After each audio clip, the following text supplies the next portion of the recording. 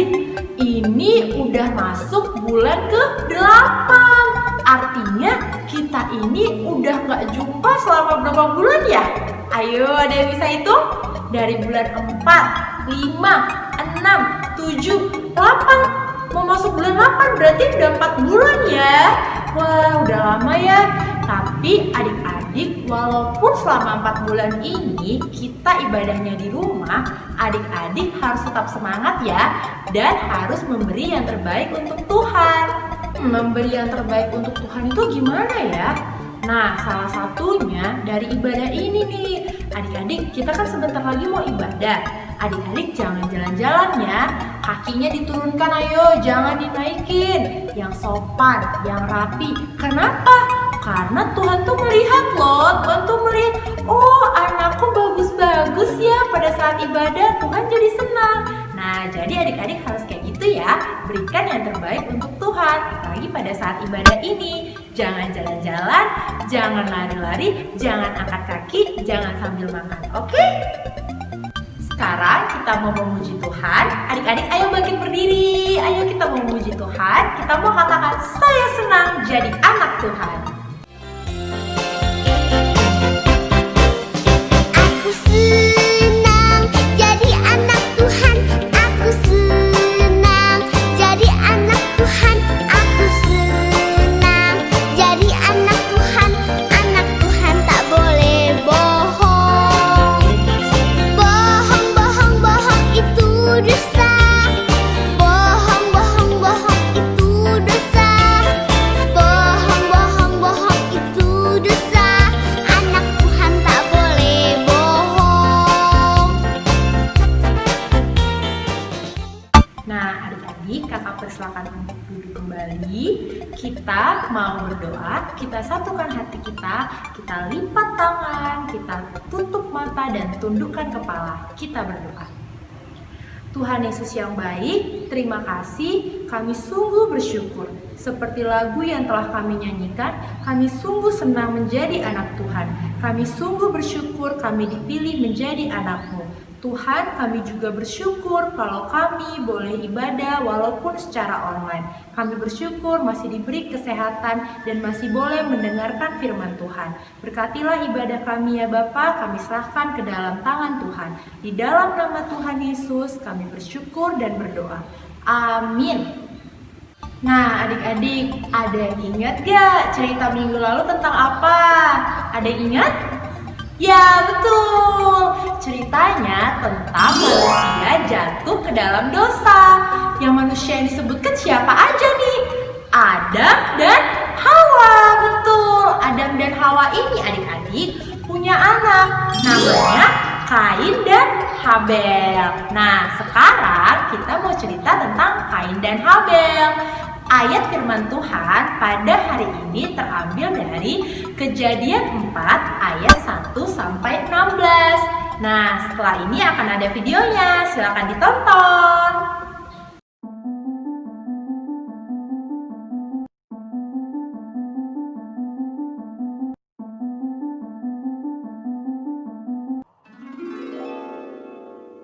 Adam dan Hawa.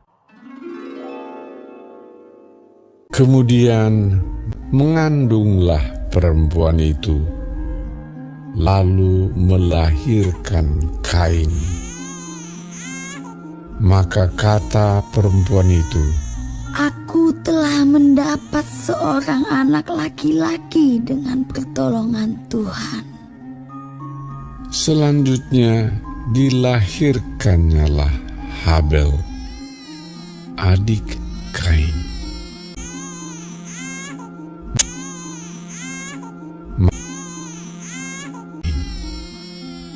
Dan Habel menjadi gembala kambing domba, Kain menjadi petani. Setelah beberapa waktu lamanya, maka Kain mempersembahkan sebagian dari hasil tanah itu kepada Tuhan sebagai korban persembahan.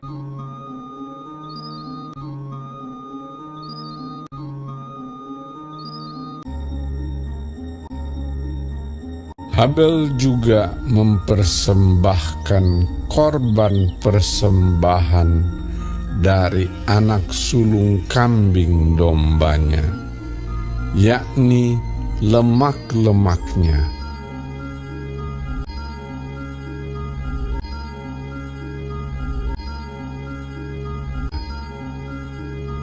Maka Tuhan mengindahkan Habel dan korban persembahannya itu.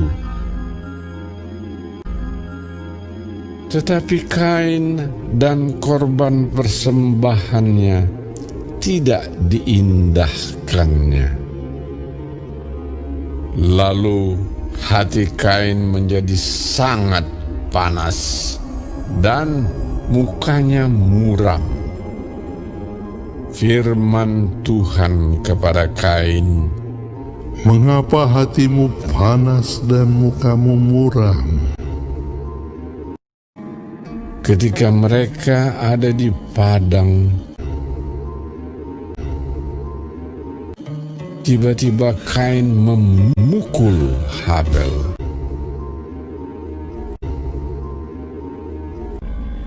"Di mana Habel, adikmu itu? Apakah yang telah kau perbuat ini? Maka sekarang engkau menjadi seorang pelarian dan pengembara di bumi."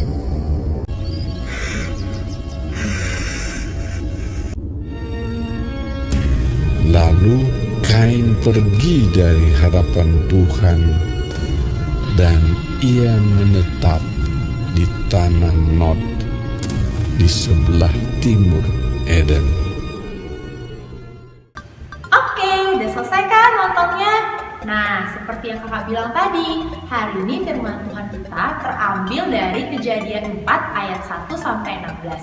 Minggu lalu ceritanya kan Adam dan Hawa diusir dari Taman Eden. Setelah itu Hawa, istrinya Adam, melahirkan 2 anak laki-laki. Yang pertama namanya Kain. Siapa namanya? Kain. Yang kedua Habel. Nah, kedua anak laki-laki Adam dan Hawa ini memiliki pekerjaan yang berbeda. Kain pekerjaannya sebagai petani, sedangkan adiknya Habel pekerjaannya sebagai gembala kambing dan domba. Tahu kan adik-adik petani itu gimana kerjaannya? Ya, di sawah. Nah, kalau misalnya gembala kambing domba, kerjanya di ladang, ngasih makan sapi, kambing, seperti itu ya. Jadi mereka memiliki 2 pekerjaan yang berbeda. Pada suatu hari, mereka berdua mempersembahkan korban kepada Tuhan. Nah, sesuai pekerjaannya nih, kalau Kain seorang petani, nah Kain ini mempersembahkan hasil pertaniannya kepada Tuhan. Nah, karena Habel seorang gembala kambing domba, dia mempersembahkan anak sulung kambing domba beserta lemak-lemaknya kepada Tuhan menjadi korban persembahan. Dan akhirnya persembahan Habel lah yang menyenangkan hati Tuhan. Tapi adik-adik, waktu Kain tahu persembahan Habel lah yang diterima, Kain marah, dan mukanya muram. Ayo adik-adik, siapa nih yang pernah marah-marah? Pasti udah tahu kan gimana kalau orang marah, mukanya pasti jelek banget, dia kesel banget. Lalu Allah berfirman kepada Kain, "Kain, mengapa mukamu marah? Mengapa mukamu muram? Kalau kamu berbuat baik dengan mempersembahkan korban ucapan syukur itu, harusnya mukamu tersenyum dong." Tetapi adik-adik, Kain malah tidak memperdulikan omongan Tuhan, teguran Tuhan tadi. Dia malah berniat jahat kepada Habel. Dia malah ingin membunuh Habel. Karena apa ya? Karena hatinya sudah dikuasai oleh si jahat. Adik-adik, masih ingat gak waktu Tuhan nanya sama Kain, Habel itu di mana? Kain jawabnya apa? Nah, Kain jawabnya gini kan, "Gak tahu, aku gak tahu nih mana adikku. Emangnya aku menjaga adikku?" Nah, pada saat itu Kain bohong kan? Tuhan tanya, bukan berarti Tuhan gak tahu pada saat itu Kain sudah membunuh Habel. Adik-adik, Tuhan kita itu maha suci. Dia sangat benci sama dosa. Makanya di firman Tuhan, Tuhan itu menghukum Kain. Tapi Tuhan menghukum Kain bukan artinya Tuhan tidak sayang sama Kain. Tapi Tuhan mau supaya kita tahu bahwa Tuhan sangat benci sama dosa. Wah, ngeri kali ya adik-adik akibat dosa itu. Nah, mulai sekarang itu adik-adik harus tahu dan harus berani berkata tidak sama dosa. Jangan main-main lagi ya sama dosa. Contohnya, kita berbohong nih. Pikiran kita gini, sekali aja berbohong, gak masalah lah. Hati-hati ya, jangan sekali-sekali menyepelekan. Sekali aja Tuhan udah gak senang, Tuhan gak suka kita berbuat dosa. Apalagi adik-adik menyontek, biar nilaiku bagus. Tapi emang suka Tuhan walaupun nilai adik-adik bagus? Tuhan tetap gak suka walaupun nilai adik-adik bagus. Tapi kalau hasil nyontek, Tuhan gak suka. Apalagi mencuri. Wah, Tuhan juga gak suka. Jadi jangan sepele ya sama dosa. Jangan pernah melakukan dosa. Adik-adik, Tuhan kita juga Tuhan yang maha benar. Dia tahu semuanya. Tidak ada yang tersembunyi di hadapan Tuhan. Kalau adik-adik merasa, aku ngambil uang mama nih, gak ada yang melihat. Tuhan melihat loh. Mata Tuhan melihat. Tuhan mengetahui semuanya. Apa yang kita pikirkan, apapun yang kita lakukan. Oleh sebab itu, kita harus belajar untuk berkata jujur, berkata benar, tidak suka bohong. Dari sejak kecil, adik-adik harus tahu Tuhan itu memperhatikan kita. Tuhan mengawasi semua yang kita buat. Nah, kalau gitu berarti kita harus melakukan apapun yang menyenangkan hati Tuhan. Karena ingat, Tuhan mengawasi loh, Tuhan melihat loh apa yang dilakukan adik-adik selama di dunia ini. Adik-adik, ayat hafalan kita minggu ini terambil dari Amsal 3 ayat 7. Dibuka ya Alkitabnya di rumah. Amsal 3 ayat 7. Kakak bacakan ya. Janganlah engkau menganggap dirimu sendiri bijak. Takutlah akan Tuhan dan jauhilah kejahatan. Kita ulangi sekali lagi ya adik-adik. Amsal 3 ayat 7. Janganlah engkau menganggap dirimu sendiri bijak. Takutlah akan Tuhan dan jauhilah kejahatan. Oke, itu ayat hafalan kita ya. Nah, sebelum kakak tutup dalam doa, kita angkat lagu pujian Mata Tuhan Melihat Apa Yang Kita Perbuat.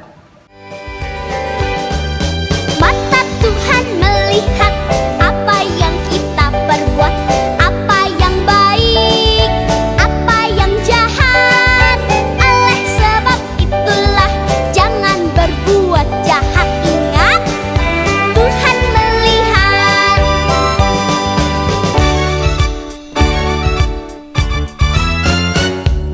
Mata Tuhan melihat apa yang kita perbuat, apa yang baik, apa yang jahat. Oleh sebab itulah jangan berbuat jahat. Ingat, Tuhan melihat.